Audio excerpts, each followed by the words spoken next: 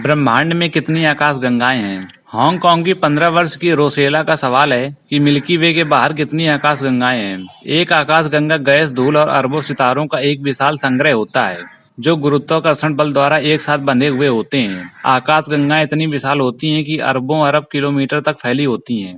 एक आकाश गंगा क्या है, इसे ठीक से समझने के लिए हमें अपने मिल्की वे की आकाश गंगा को देखना शुरू करना चाहिए। मिल्की वे नामक आकाश गंगा के भीतर मौजूद अरबों अन्य सितारों में से हमारा सूर्य सिर्फ एक तारा है। जिस प्रकार पृथ्वी सूर्य की परिक्रमा करती है, उसी प्रकार सूर्य भी मिल्की वे के केंद्र की परिक्रमा करता है। जब हम रात के आकाश की ओर देखते हैं तो जिन तारों को हम अपनी आंखों से देख रहे होते हैं वे सभी मिल्की वे का ही हिस्सा हैं। यदि आप किसी एक साफ अंधेरी रात में खुले आसमान के नीचे हो तो आपने तारों की एक पतली पट्टी और आकाश में फैले प्रकाश को देखा होगा। ये हमारी मिल्की वे आकाश गंगा है जिसे अंदर बाहर देखा जा सकता है। हम एक पतली रेखा देखते हैं क्योंकि हमारी आकाश गंगा एक पतली डिस्क के आकार की है और हम डिस्क के किनारों को देख रहे हैं। यदि हम इस डिस्क की केंद्र की ओर देखें तो हमें एक उजला क्षेत्र भी दिखाई देगा जिसे गांगेय कोर कहा जाता है। कोर में सितारे एक साथ बहुत करीब समूहीकृत होते हैं और एक आकृति बनाते हैं जो एक गेंद की तरह दिखती है जो डिस्क के ऊपर और नीचे से बाहर की ओर निकलती है।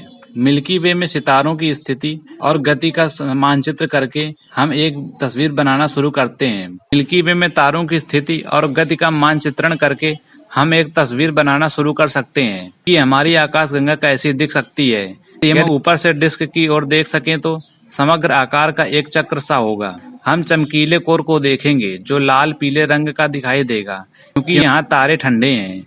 उस कोर में घुमावदार कई सर्पीली भुजाएं हैं जिनका रंग नीला होगा क्योंकि उनमें अधिक गर्म तारे हैं। मिल्की वे थोड़ा थोड़ा भंवर की तरह दिखाई देंगे।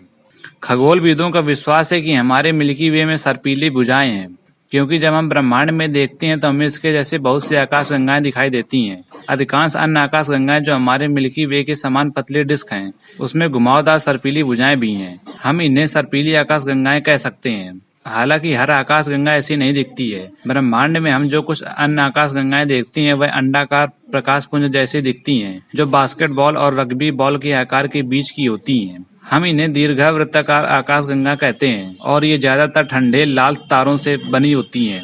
ऐसी आकाश गंगाएं भी हैं जिनका कोई विशेष आकार नहीं है। इन्हें अनियमित आकाश गंगा कहा जाता है। ब्रह्मांड में कितनी आकाश गंगाएं हैं इसका पता लगाना वास्तव में बहुत कठिन है। कई आकाश गंगाएं इतनी धुंधली या छोटी हैं कि हम आसानी से देख नहीं सकते हैं।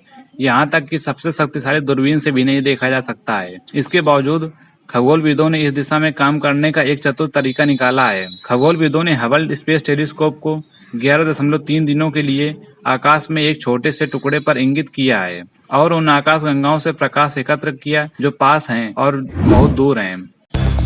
अगर आपको जानकारी पसंद आई हो तो वीडियो को लाइक कर दें और चैनल पर नए हो तो सब्सक्राइब कर दें।